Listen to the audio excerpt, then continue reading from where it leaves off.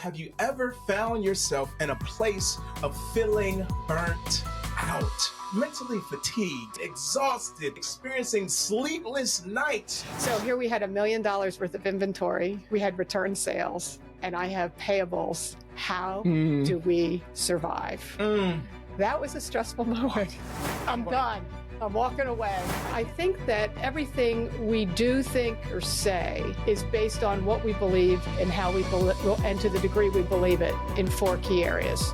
Getting those foundations in order are so important because they will determine how you see your purpose, how you handle stress, how you treat people. What wisdom, what insight would you give to somebody who feels like they're at that crossroads? Like, I'm burnt out. The thing to realize is that burnout can happen when things are going wrong, and burnout can happen when things are going great. The easiest thing to do is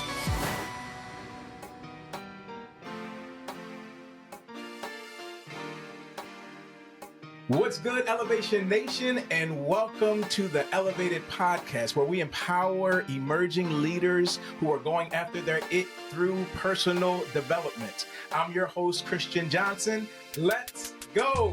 Listen, I want to know, have you ever found yourself in a place where you've been on the verge of feeling burnt out? Put that in the comment section if you can identify with that. What do you mean, Christian? Well, I'm glad you asked. I mean, have you ever felt like mentally fatigued? I mean, exhausted, feeling like your productivity is falling off, experiencing sleepless nights, stressed out, finding it hard to focus? Or have you ever felt like you wanted to go into isolation? If you notice any of those things, listen, I'm not a physician at all, but you could be experiencing burnout. And if that's you, feel free to say it out loud or put it in the comment section. That's me. But guess what? I have good news for you. We're going to talk about it in today's episode. What are we going to talk about? We're going to talk about managing stress and burnout in high pressured situations. And listen, our special guest is going to share with us her journey pertaining to our topic, as well as leave us with some mic drop moments, some personal insights so that we can navigate through this. But before we move forward, I have to leave this disclaimer that this information from this podcast is for personal development and educational purposes only, and is not intended to replace professional or medical advice. Now back to our regularly scheduled program. Today we have with us one who I have not known a long time, but I have learned to respect, to honor, and to love. We've met each other through a mutual acquaintance, but really he don't like me to say my boss, right? But Bill Shaw, we love you, okay? And so we appreciate that. But what I've really learned I can say so much about our guest, but I can talk about how she's an entrepreneur, co-founder and CEO of H2O Connected LLC and Solutions. I can talk about how she's a published author. I can mention how she sits on the boards of a number of organizations. I can talk about how in 2010, she was named the Female Business Leader of the Year for Chester County Chambers of Business and Industry. Our guest has spent over 25 years in the wealth management and corporate finances and so much more. From a distance, I have watched our guest walk, talk, and I've watched her actions, and they all line up.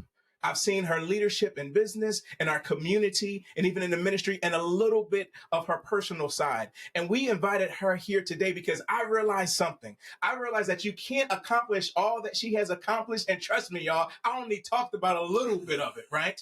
Without dealing with stress or burnout.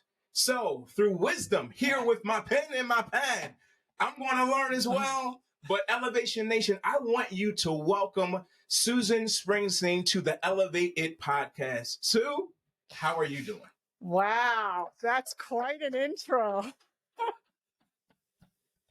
Oh, wow. Thank you. I appreciate your kind words. I'm doing great. You're doing great. But I have to say, struggling, burnout is real. Yes. It's something that you have to deal with, because if you have a lot of high ambitions, or you're doing a lot of things at once, or you have to do them over long periods of time. Yes. you're going to face burnout. Wow. And it's not a weakness. Everybody's going to face it. Yes. Well, So I love it. Well, we're going to go in that conversation. But before we go into that conversation, I want the Elevated Nation to know a little bit about you. And so I asked all my guests what their it is, their inner tugging. And where I get that from is Matthew 14. Peter's on the boat with the disciples. Jesus is out on the water. They're fearful and they're like, it's a ghost.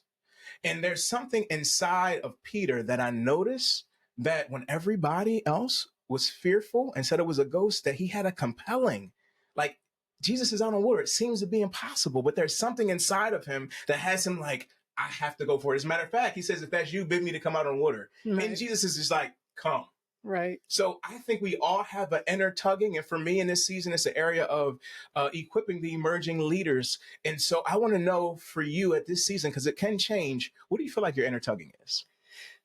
Well, it's multi-pronged. Sure. So my inner tugging is using my business to benefit the community of Coatesville and my investors. So I've had multiple seasons. So for a long time, my inner tugging was riding internationally with my horse. It was why I got up in the morning and was able to do that for many, many years. At the same time, my inner tugging has been providing great returns for my customers when I was in wealth management. But in 2006, my business partner and I started a product development, manufacturing and business incubation company called Nth Solutions. Mm-hmm. And we've developed technologies and spun them off into additional technology companies, one of which is H2O Connected, which you mentioned. And that's what brought me to Coatesville. Wow. But you end up using previous experiences to help guide you into other experiences. So, that's what brought me to Coatesville, and the ability to use that business and I just fell in love with the city. Oh. So when you start to see things differently and you see needs and you want to figure out how my seat at the table or my knowledge can elevate the folks in that beautiful 1.9 square miles of Coatesville. But I think also, the inner tugging, you and I share a love for the Lord. Yes. I think that, just to back up a little bit, sure. I think that everything we do, think, or say is based on what we believe and how we believe, and to the degree we believe it in 4 key areas. Okay. So it really sort of blends our worldview. 4 key areas. 4 key areas: origin, okay, meaning, morality, and destiny. Okay, can you give them to me one more time? Origin. Why am I here? Yeah. How did I get here? What I'm here. Meaning, why am I here? So where did I come from? Yes. Or where did the planet come from? So origin, meaning, why am I here? What's my purpose?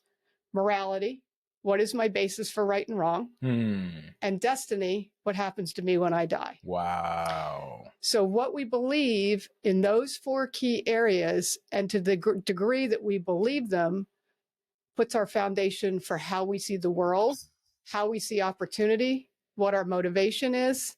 So I think, and so it's so important then, that your belief system in those 4 key areas are foundationed on truth. Because you certainly you don't want to bet on your belief in those 4 key areas and then find out, later in life that it was all based on a fallacy. Wow.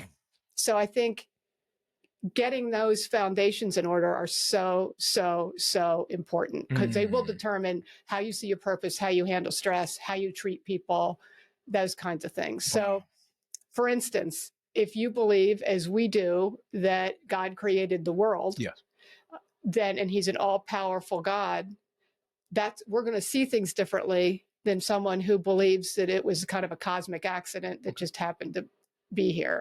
Or if we believe that that God has a purpose for everything, yes, we're going to look differently than if we just think it's all about, just circumstance or fate. Yeah, the perspective. And morality. Do we believe in? What is our basis for right and wrong? As a Christian, there are certain things that we know that God's holy and just, and He is very clear about what's right and wrong, versus sort of a societal view that we're to live our truth and everything's relative. Those are 2 totally different approaches. So you're going to look at things differently depending on how you view that approach. Wow. Wow. destiny? When you die, is that it? Or do you have the opportunity to spend eternity with the Lord, and based on what? So if you believe that the soul lasts forever, you sort of look at life differently than if you believe you have to get it all now. Wow. Because when you're done, you're done. Mm-hmm. That's so good. Wow. So you're dropping mic drops moments at the very beginning. I love it.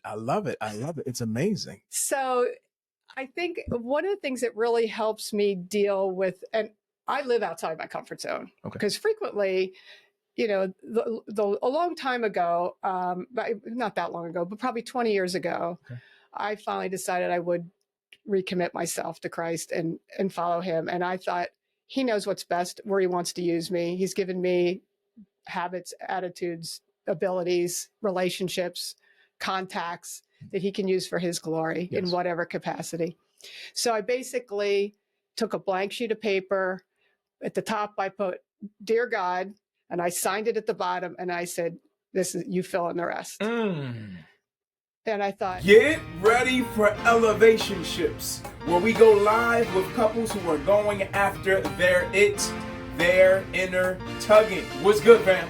I'm Christian, and this is the moment you all have been waiting for. My beautiful wife, Lanisha, is joining me for co-host for Elevation Ships. Come on, somebody. Our call is to be obedient, right? It's God that does the heavy lifting, because he's much more interested that we fulfill what he has for us than we ever can be. Right. So that took some of the pressure off of me feeling like I had to conquer the world. Wow. It also took the pressure off of me and started to put it on other people. And I also think that just the idea that then and I was in the investment business when I did this, so it was pre-End Solutions, and also feeling like my career, then it became a calling and not a career. Wow. And when you view it as a calling, and it's your yes, there's sort of you have the ability to stick with it, I think, a little bit longer, because there's a higher purpose to what you're doing. It's not just all about the bottom line. There's definitely a higher purpose to it. From a career to a calling. So I really view, when we founded End Solutions, we wanted to make products that save lives, save money, and preserve natural resources. And we wanted to make them in the United States. And we are one of the few companies that make electronic products in the United States. Wow. So especially in 2006, everything was moving to China at that point. So we wanted to do that, and we wanted to help incubate businesses around the technologies we developed so we could continue to employ people. And as a business owner, I can employ, if I'm a manager, I have to maybe hire the person who's going to give me the biggest production for the money. As a business owner, I can hire someone that's trying to turn their life around, even if they're not the most productive at that moment, right? Yeah, so my business partner, Eric Camfield, and I decided that we really wanted to use business, for profit. Yes. Make a good return for ourselves and our investors, but still use it in a mission sense. I love it. And that became a calling. So when the stress piles on, and it will, it gives you a little more staying power. Wow. I love it. I was going to ask you, and you went right there, being led. Have you experienced stressful situations and are burned out? Yes. Yes, you have. Multiple times. Could you share something with us that you kind of had went through? Sure. In 2010, I don't know if you remember, 2010, 2011, we got invaded by something called the stink bug. Yes. Okay. Yes. There were no traps. There was no solution. It was this horrible, disgusting bug that was driving. It was the topic of conversation in almost every party I attended. So my brilliant team decides we're going to solve this problem. And we actually went from, this was in 2011, we went from crude prototype to shipping to Acme in 5 months. I mean, that's unheard of. It was all court press. We had no distribution. We had somebody that sold into 700 stores within 5 months. And we were delivering to, it was actually Super Value owns Acme at the time. And we were in 700 stores in the region. And the trap worked. So right as we started shipping product, and we had raised money to be able to put this, investment money to be able to put this into the marketplace. And right as we started shipping product, a tropical storm, a 7-day deluge, and Hurricane Irene came through our area and wiped out the stink bug population for several years. So here we had $1 million worth of inventory. We had return sales, and I have payables, and I am wondering, how do we survive? So that was a stressful moment. How did you get through it? It was difficult. We had some investors that gave us a hard time, gave us a really hard time. And we had to really, we just really had to work it out over time. But I went off payroll. So, and taught writing lessons at night and on the weekends to keep paying for my mortgage. Because fortunately I had my resume and my expertise in the horse world. Yes. So we slashed our overhead. We shut down the product line because I thought I don't ever again want to do a seasonal product. Because the stink bug's not around all year round. Okay. I don't ever want to do another seasonal product and no weather related products. Wow. Yeah. Now we do toilet leak detection. Everybody's got a toilet and they all leak. That's a good market. I'm not doing any more bug products. So anyway, but it was stressful. A lot of us, we people took pay cuts. They went off payroll. They just, we talked to all our vendors, but I had a lot of sleepless nights. Wow. And that's where I dial back into, this is, I really feel like it was something the Lord wanted us to start this business for multiple reasons. Yes. And you have to look at it as, also as a believer, I believe that all we have belongs to God. We're stewards. Yes. And we, when God created the heavens and the earth, and he created the garden and he put Adam in it, he gave him dominion over the earth, but he did not give him ownership. You're preaching, Sue. So I believe I get to use everything that he's blessed me with, and I'm a steward for my investors, for my employees, for my customers, for myself and my partners, all that. But I still believe it belongs to him. Wow. And there are plenty of times I sit there at the end of the week and go, Lord, your payroll's due. I love it. Wow. I love it. But, I really felt like if this was something he wanted us to do, if this was still the plan, he would help us navigate that. And my job was to be obedient and glorify him and make the best decisions with the best wisdom I had.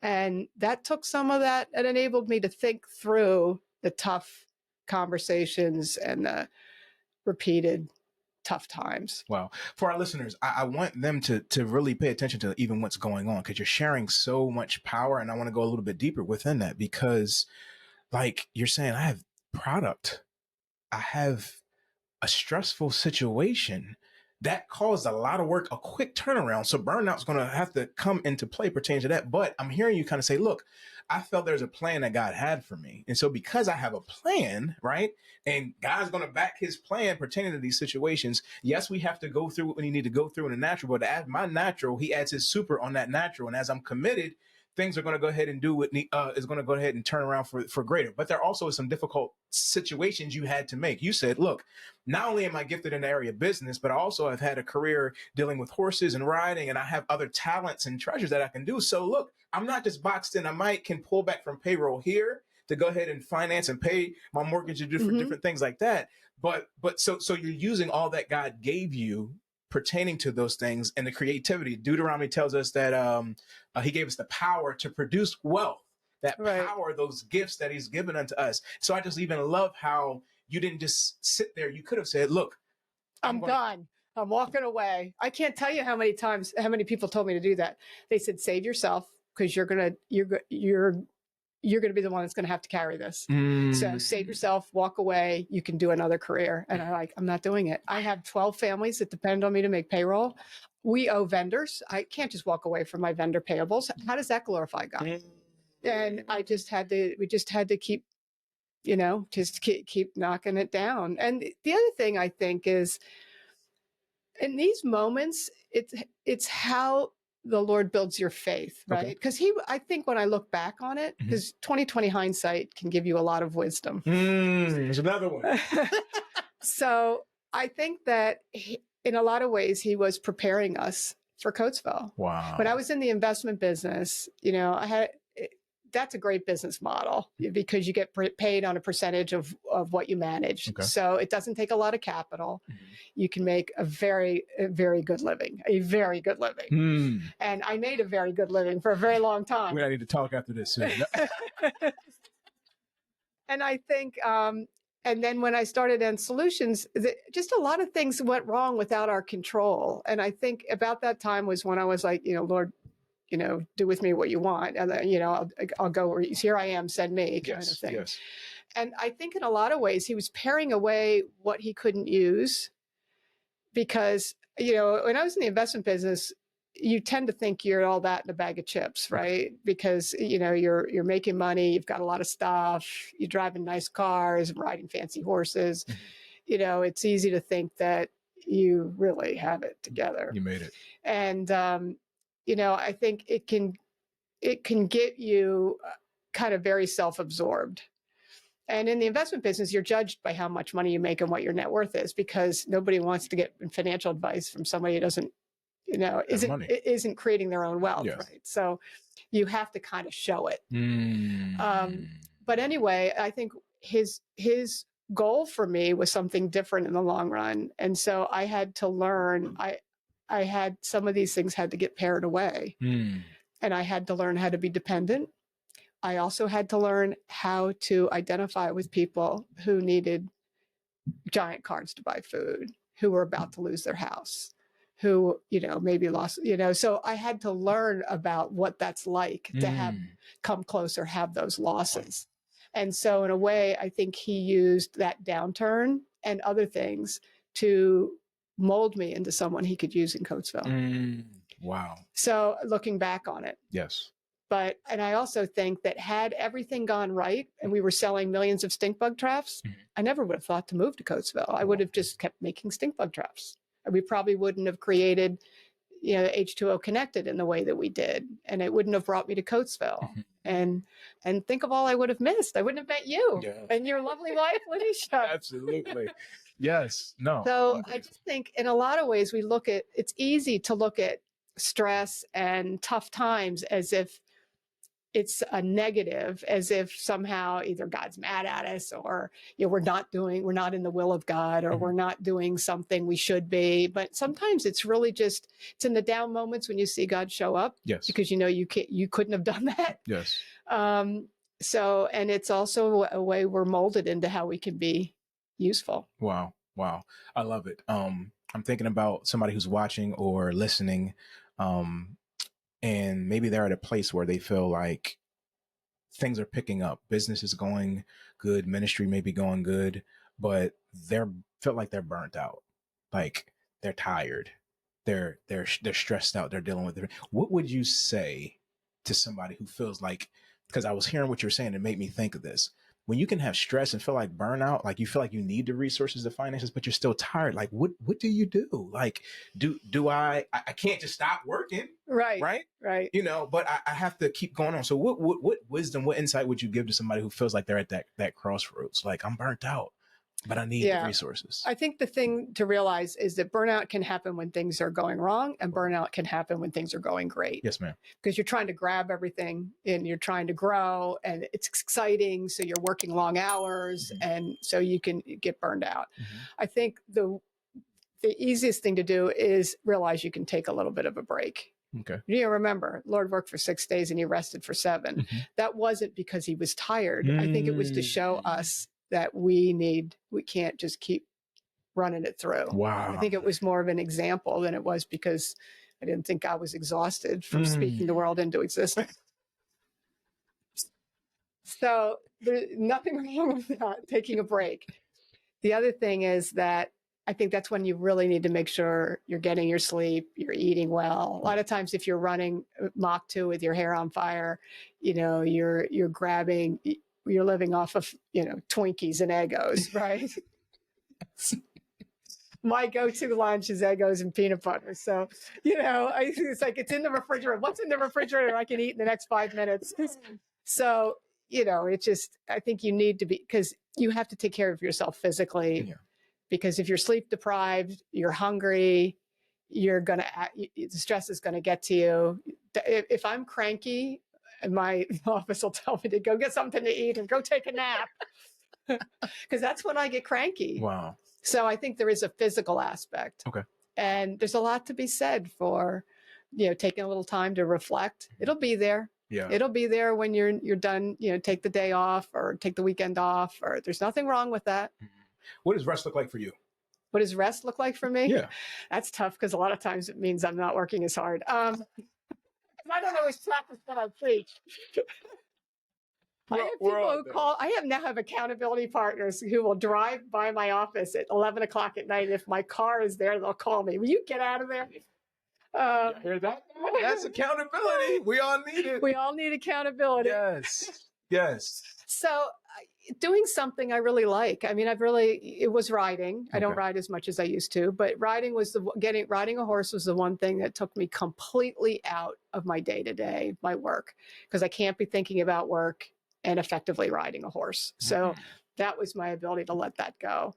And then now I do Pilates. I've gotten into, I have a lot of plants that I take care of in the office. I'm turning it into big arboretum. So, I have different interests. Mm-hmm. So having different interests helps. Getting together with friends. Okay. I think as leaders, yes. You and I've talked about this before, leadership is lonely because when you're leading, whether it's an organization or a company or a nonprofit or just any kind of endeavor. Yes. You have to keep your composure, and you're going to make decisions that aren't always popular, and you can't discuss the things you're thinking about with the people you lead because they really need to take their confidence from you. And so we can't let our guard down in a sense. So it's been really important to me that I have an inner circle of other leaders where I can let my guard down. Good. Did you hear that? Yeah, it's really important. Where you can just be Sue. Yeah, I can just be Sue. I love it. That's super helpful. Yeah. Guys, are y'all hearing this? Like literally like listening to some of the practical things, because what you guys don't know is like every public event that's like out there, I'm like, Sue shows up. I'm like, how are you running all these businesses? You're in the community, ministry things. You're just able to do so many different things, and not just do them, but do them very efficient and effective and show up. Not just be present, but I mean, show up as who you are. And so that's what I was processing even when we invited you to come. I'm like, how is Sue able to operate the way that she has and still have like God's grace on you? Like you represent the love of Christ in the area of the community. Sitting here, you had to say Coatesville at least 12 times. Like we know the heart and mind, right? And even that transition probably wasn't the easiest coming from, and where did you come from before you were in Coatesville? Northern Chester County. Northern Chester. So I've always grown up in the suburbs. I did live in Philadelphia for a short period of time, years and years and years ago, but I haven't been involved in a city environment for a very long time. I grew up in northern Wilmington, but in the suburbs. Wow. But you know what it is? I just think I love the city. I love the residents. That's what really inspired me to come here. Yeah. We looked at the city because of the tax benefits from the qualified opportunity zone, but the move is hard. I mean, growing businesses is hard. So the tax benefits alone aren't really the reason for moving. Okay. I came here and did due diligence, and this was in 2019. So a lot of people told me not to do it. I was crazy, that the city wouldn't embrace me. I wouldn't be able to work with the city. Yeah. I wouldn't get anything done. Nothing could be further from the truth. Wow. And I walked in, I talked to everybody, you can tell I talked to everybody.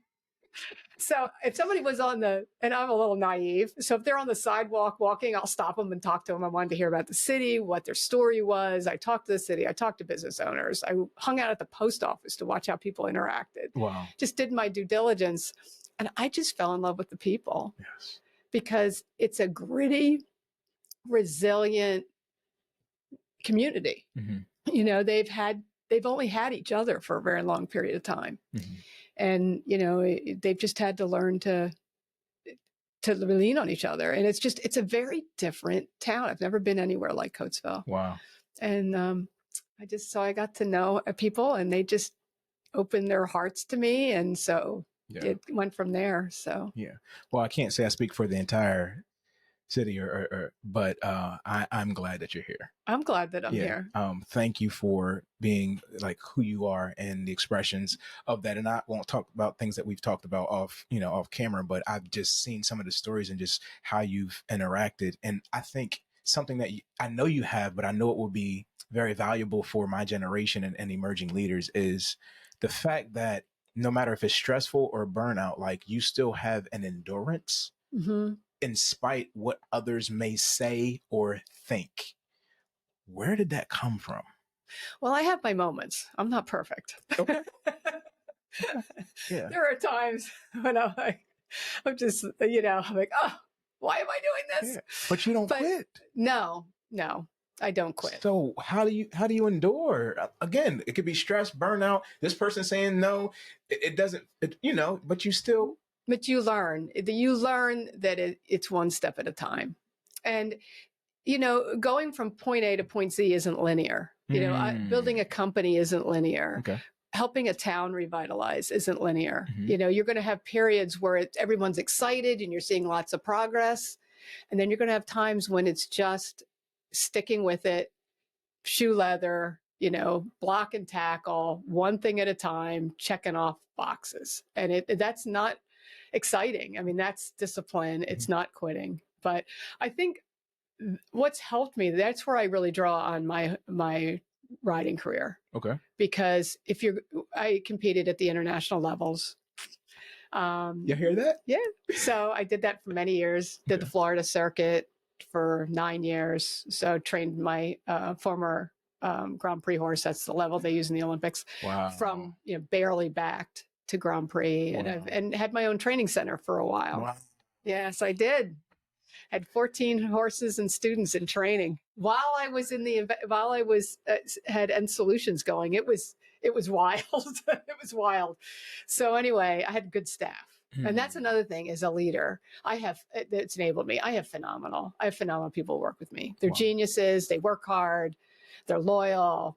I couldn't do all these things if I didn't have good support.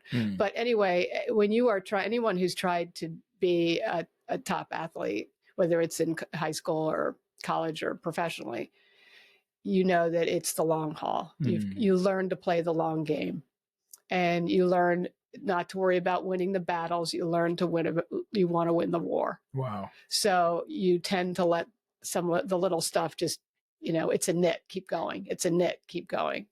So you're looking at the big picture. You got to stay with the big picture. So I knew I wanted to ride Grand Prix. I knew it was going to be hard because I couldn't do it full time. And so I just had to figure out how I was going to create the time. And so I got into a career where I was paid according to what I produced, which meant I had my own schedule.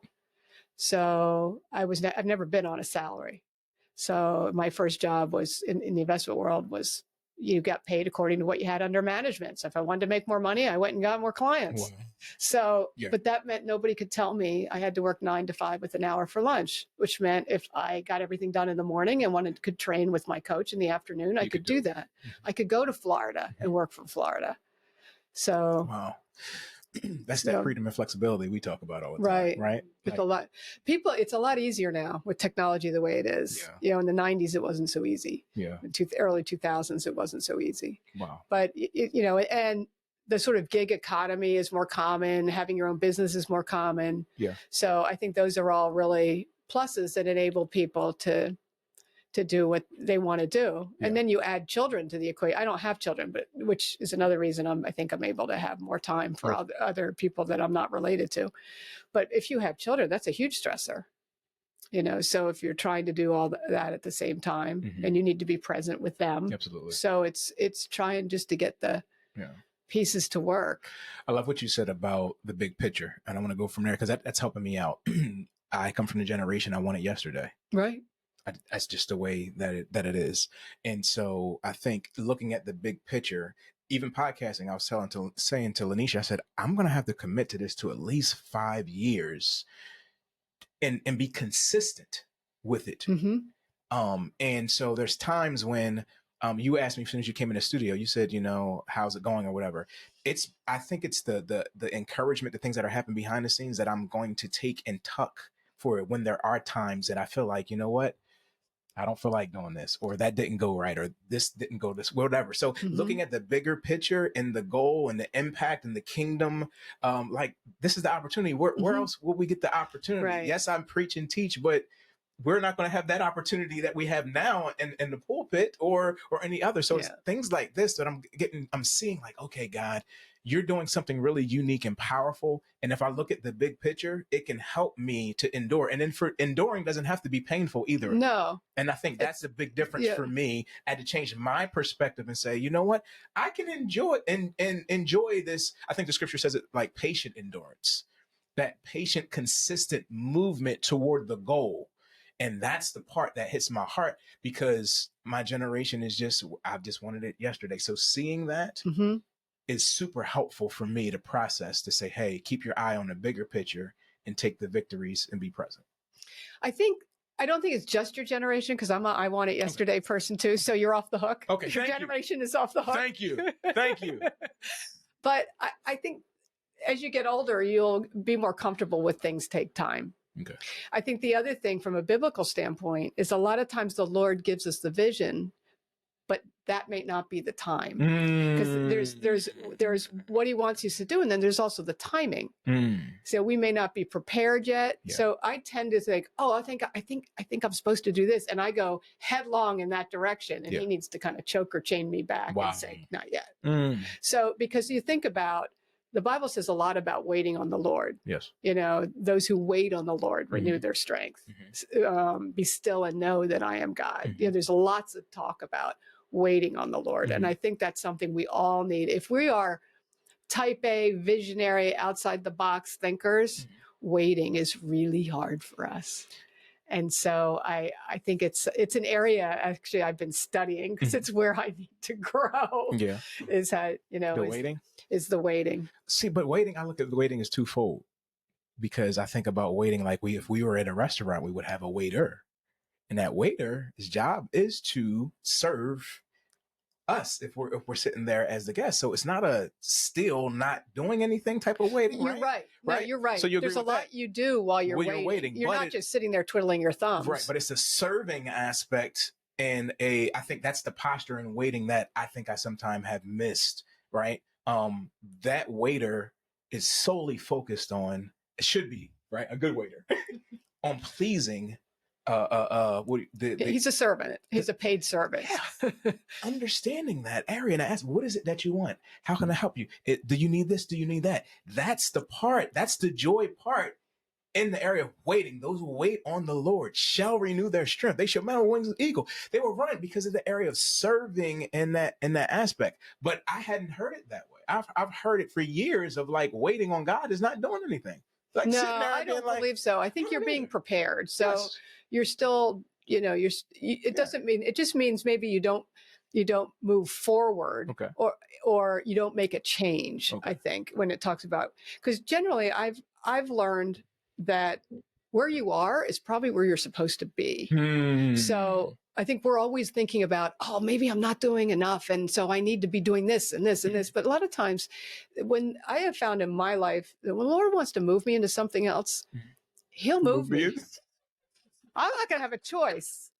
Like when it was time to step back from the horses, I didn't have a choice. And he knew I wouldn't willingly do that. Wow. So horses got sick, things happened. It wasn't anyway, and that's another pairing, right? There's no way I can have an international riding career and then build businesses and be involved in Coatesville. That's ridiculous. Wow. But horses were what I wanted. And he was gracious to me and gave me the opportunity to do almost anything I could ever want to do with the horse.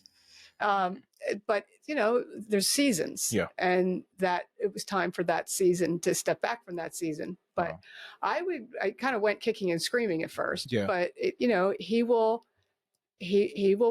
orchestrate circumstances to nudge you in that new direction and people will come into your life and it's amazing. And that's where, we call it, it's a God thing. Yeah. Yeah. That things happen that way. But the other thing, we're talking about stress, because I think we haven't talked about this enough, the importance of prayer. Okay. Because you fight your battles on your knees, I have found, for me, going back to my value system and my worldview. The Lord has established his throne in the heavens, and his sovereignty rules over all. That's everything. That's me. That's the people that are, are causing me issues, or that's my products. That's my customers. His sovereignty rules all over all that. And so I think really keeping that connection with him gives us wisdom, because we get more wisdom the more we're connected. It helps me see a clearer path. And a lot of times he will have the long view, the long game, but he'll also have things he just wants you to do that day, needs that come in. Somebody may call, they just need 5 minutes. Their life is falling apart. They need prayer. They need to know if I may know somebody they need to talk to. So it's and those are short-term, those are not sometimes long-term things that you want to do. It's part of your but it's not maybe like growing a business. It doesn't take that kind of time. No. But it's, I think really, I don't think we spend enough time in prayer. Okay. Because that's the best way to fight. To fight your battles. You're saying, so I'm gonna rewind a little bit and go from there. And then I also want you to give some ways that we can find you on social media or LinkedIn or wherever your businesses are. But when you were talking about the horses, I'm hearing passion. And then I also hear you speak about all the areas of how God has led you and your businesses and so forth and so on. And I see purpose, right? So I'm listening to you, how even horses and different things like that have a passion of you has led you to purpose through.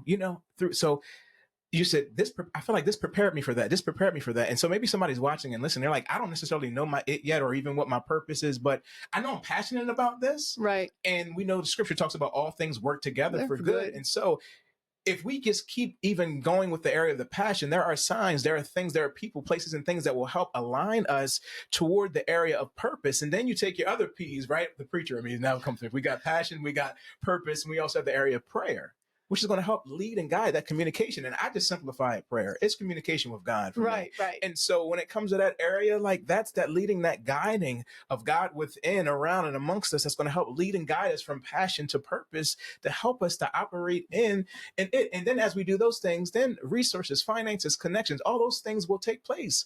This is a passion that we're sitting in, that led from a conversation, and wherever God takes it, God takes it. Right. But we have to be open to that. And you're right. It is the continual conversation and communication with God that lets us know that we can petition, we can release things, trust God with, and then watch God work as we cooperate with God.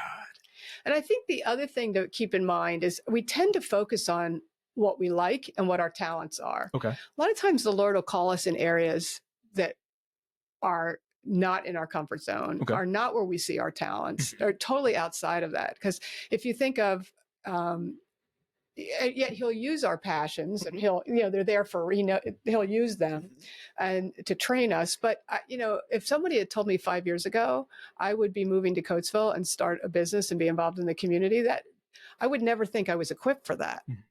So, the business side, certainly, because that's grown up, but just the whole, just the community involvement. I wouldn't have thought I was equipped for that. So yet that's where he puts us. I tell people. And that's your passion. It is my passion. He does, when it says delight in the Lord and he will give you the desires of your heart. Yes.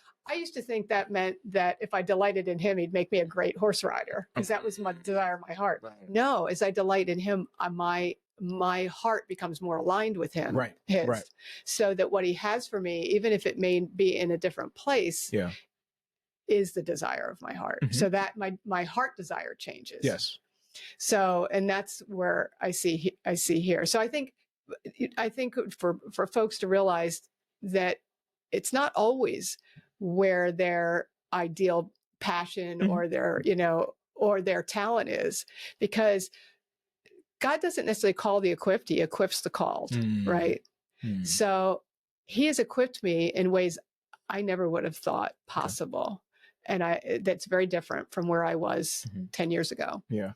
So I think that's, that's. I love it. I think the passion is within, though. I think a lot of times we use, again, I can say podcasting, but there's a passion that's transferable. The gift is transferable. Right, so what I give here, I give it in the pulpit, I give it in coaching, I give it in podcasting. It's still the passion of who I am. That doesn't change. That's my it. That goes wherever. And I think sometimes you're right. We think of just the horse riding, but you learn so much from it that develops in passion and purpose that goes with you wherever you are. Right. And I think that's that part too. We can get disappointed because yes, I tried this business idea or this ministry and it is not going well and I want to quit, but your inner tugging won't let you stay where you are. Your inner tugging will have you look, this episode is following the one with Fonz. Right. And so, listening to his even journey and his story of from sneakers and Jordans to or even before or drugs and everything else we've talked about, right? But there's a passion he's had all along the way. There's a passion you have along the way. There's passion. So I think that it does help lead us to purpose. But I think that passion, you get an energy from doing something that's that is larger than yourself. Ooh, that's so good. So I think it doesn't necessarily come from what you're doing. It may not come from the specific, but it comes from doing something larger than yourself. Yeah, I agree. And one of the sayings that I tend to think about when things get tough is you reap what you sow, more than you sow, later than you sow. That's actually a Charles Stanley rule for living that, and he's a minister that died last year, but that has stuck with me because it doesn't happen all at once. Wow. And a lot of times the benefits or what you see, and it may not be monetary. It may be the impact on people. Yes. I think sometimes in our culture, when we think of success, we think of monetary and stuff. Yes. And a lot of times we can't take that with us. Wow. I don't need to be the richest person in the graveyard. Mic drop, y'all. Come on, somebody. So thank you so much. I could talk to you for hours. I can see that. But I want to govern your time as well as our listeners and our watchers, but of our viewers. But could you tell us how we can find you on whether social media or your websites?